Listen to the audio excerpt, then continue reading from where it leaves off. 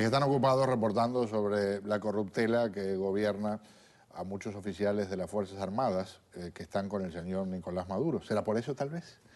Pero de eso vamos a hablar en un instante. Primero, el tema del racionamiento. Sairena Barbosa, nuestra colega venezolana, jefa de producción de Actualidad Radio, nos acompaña. Bienvenida, muy buenas noches. Buenas noches, un gusto siempre. Muy, pero muy amable.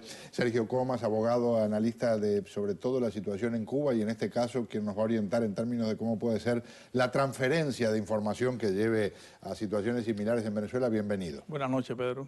Sairena, ¿te sorprende lo que se habla en el estado de Zulia de la posibilidad de que controlen lo que compra la gente en supermercados y lo racionen? No, no, absolutamente no. Esto se veía venir, no solamente porque viene caminando desde hace más o menos 8 años en Venezuela con el establecimiento de otro tipo de servicios y ventas al consumidor, a la mayor parte de la población, sino que es una forma directa de distraer la atención de lo que realmente es sustantivo en este caso, que es la crisis y la escasez tan grande que tiene Venezuela porque no tiene un aparato productivo sano, porque el aparato productivo interno económico en Venezuela está 90% acabado en 14 años de mal manejo por ineficiencia, por un lado, e intencional por otro, porque acuérdate que este tipo de regímenes totalitarios no les conviene un aparato económico sano. Claro. En este caso, el sistema automatizado de racionamiento comenzó, yo diría que no ahorita están automatizándolo, haciéndolo más expedito, más rápido, y utilizan el estado Zulia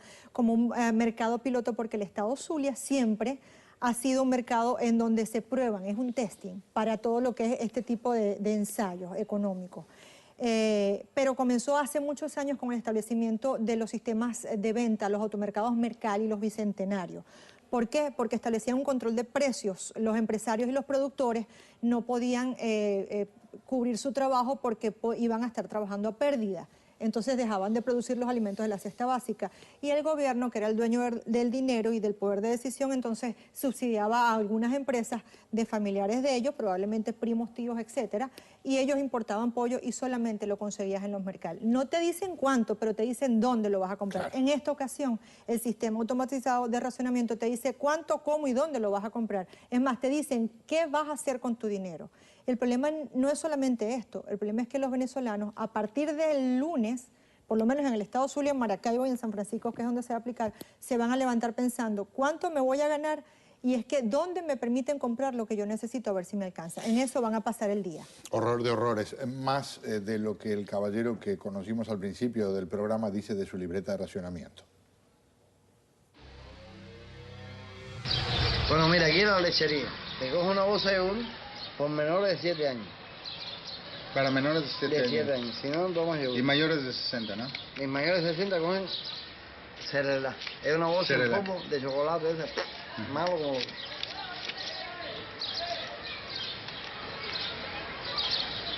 Esto de niño, que coge una gotica de carne de res. ¿Carne de res? Sí. ¿Qué cantidad es la que... No, carne de res? Un cuarto de libra, creo, no sé. ¿Libra? No, ¿En kilos? No. Media libra, una libra, un cuarto de libra, no sé. Yo nunca lo cojo. ¿Esto qué cosa es? Productos cárnicos. La carnicería viene pollo y pescado. Pollo y pescado. Pollo y pescado, que nunca viene el pescado, viene pollo por pescado.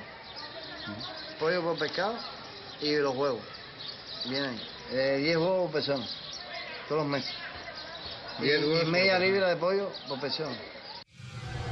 Ya en Cuba saben que tienen que administrar muy bien los huevos. Desgraciadamente, ahora en Venezuela el proceso parece estarse acelerando. Lo que sospecho, Sergio, que van a hacer lo imposible para que no sea con libreta, porque sería casi como ponerle el cartel definitivo del fracaso al sistema venezolano. Desde luego, a mí sí me sorprendió todo el fenómeno en el siguiente sentido, en que ya 51 años después de la implantación de la libreta de abastecimientos en Cuba, que no de racionamiento. Racionar una cosa es cuando ocurrió la Segunda Guerra Mundial y lo de Cuba fue un abastecimiento, primeramente, para hacer que la clase media se fuera del país, lo cual está ocurriendo en Venezuela, a papel carbón está ocurriendo, deteniendo la producción para controlar el Estado, todas las fuentes de producción, controlar el dinero con la inflación, utilizar psicología de masa para mantener al ciudadano medio y a los más pobres pensando todos los días qué voy a comer mañana y alejarse de la política. Esas son técnicas que Cuba está ensayando perfectamente bien, con una sola distinción. La libreta cubana surgió cuando no existía en Internet. Ahora toda la tecnología se está aplicando en Venezuela. En el estado Zulia van a utilizar un método electrónico que ha sido ensayado innumerables veces, y aquí le dijimos en un programa, cuando se puso el cable, Cuba estableció su fuente, su unidad de tareas, que trabaja todo el tema de monitorear. Empezaron por las notarías, el Ministerio de Justicia, las Fuerzas Armadas, y empadronaron a toda la demografía venezolana para controlarlos políticamente. Es una cosa aterradora.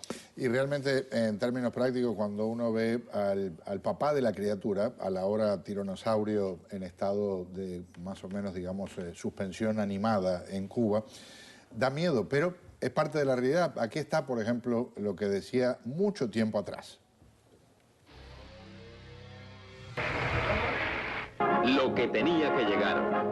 La nacionalización de las peleterías, tiendas de ropa y ferreterías que en manos privadas servían para que especuladores y parásitos hicieran de las suyas. Todos estos productos aparecieron en los comercios nacionalizados por la nueva ley 1076. Y tendrán algo que ver, por ejemplo, las latas de aceite, los paquetes de detergentes, las latas de conserva, en las ferreterías o en las tiendas de ropa.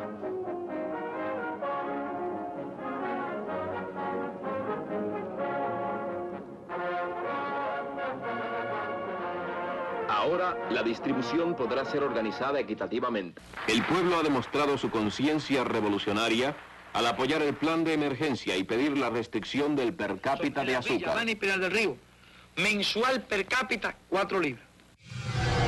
No, ya están salvados. Eso fue el comienzo del desastre en Cuba, es lo que se está vislumbrando hoy en Venezuela. Lo peor del caso es que todo el mundo entiende que un pueblo con hambre y con necesidad es fácil de manipular, y coincido con lo que decía Sergio. En Venezuela la gente se levanta hoy a ver cómo resuelve el día. Ya no es un problema de que no hay papel toalé y el papel higiénico tuvo que importarse de a 2 rollitos por persona que alcanzaba para 10 días si la gente podía comprar libremente el papel higiénico. Es que ahora yo te voy a decir cuánto papel higiénico tú vas a utilizar. Y tú sabes una cosa extraordinaria, porque mencionas algo que me lo ha dicho gente cubana en otras etapas, cuando uno dice, claro, pero ¿por qué no hay manifestaciones en Cuba? Chico, la gente pasa tanto tiempo tratando de resolver cómo come al día siguiente. Sí, señor. Ellos pasan, el día de hoy, su única preocupación cuando se duermen es cómo resuelvo el día de mañana, y se levantan pensando solamente cómo voy a trabajar, dónde voy a trabajar, cuánto me voy a ganar y qué voy a poder comprar con eso, qué necesidad yo cubro con eso. Eso es lo que está pasando hoy en Venezuela y se está exportando.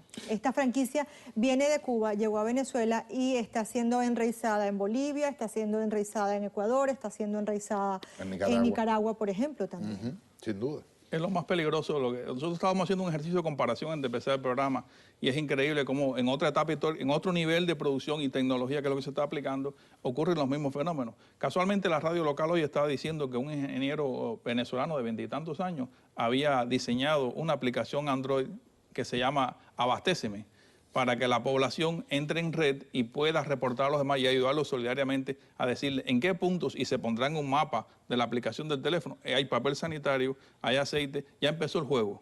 La ruta del pollo. Sí, porque además esto permite que se desarrolle a partir del lunes el mercado negro. Ya quienes van a manejar eso en Maracaibo y en San Francisco, este sistema automatizado de racionamiento, van a tener la oportunidad de encontrarse con gente desesperada que tienen que llevar más de un pote de leche a la casa o más de un cuarto de pollo, y le van a decir, ok, yo te lo consigo, pero el precio no es ese que te dice el gobierno, el precio es el que yo te quiero poner. Entonces también va creando la posibilidad de darle más beneficios económicos a quienes tienen el poder y hacen de la corrupción un modo de vida en Venezuela. Una reportera en Venezuela hoy me decía al mediodía, desde Caracas, que el tiempo que ahora invierte para conseguir fórmula para el niño chico es increíble, y es más a veces que lo que invierte en poder preparar un reportaje. Juegan con la necesidad de la gente, juegan con la pobreza. Los pueblos, los países pobres son fáciles de manejar y manipular, claro. Por eso ellos incentivan el hecho de que la pobreza sea generalizada, y los pobres no son más. Ser pobre no es malo, es más, hay que multiplicar la pobreza y exaltarla, dignificarla, como en el caso de Venezuela hizo Hugo Chávez. Y mira, esto es paradójico, y esto es además es irrisorio. Muchas veces durante los últimos 14 años pensábamos, no hay nada más malo que Hugo Chávez para Venezuela y para el resto de Latinoamérica. Bueno, ley de Murphy. Sí, cuando tú piensas que la situación está muy mala, siempre hay la oportunidad de que se pueda poner peor, y llegó Maduro. Desgraciadamente. Y piensen ahora en el actual presidente ilegítimo de Venezuela, pónganle barba, quítenle el color a la televisión y ocurren cosas como esta. Consumo total, balón full. Ajá. 25 pesos por persona. Entre los productos de la bodega y la carnicería son 5.25 los huevos, 3 pesos de pollo, son 10, bueno, ponle 40 pesos en total de todo. No hay papel sanitario, no hay Vitanova, no hay tomate, no hay fósforo. Fósforo, está por la libre. No hay nada. Aceite. Aceites, para cocinar. Aceite para cocinar, un cuarto por persona.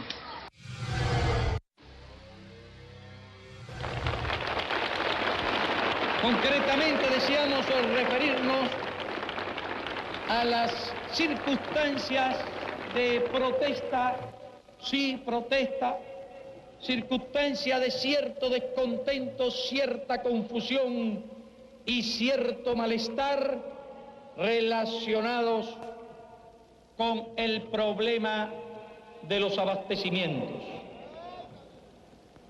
Y en lo fundamental relacionados con algunas medidas concretas, como fue la cuestión de la supresión de la cuota de leche en estos meses a la población adulta de la ciudad de La Habana.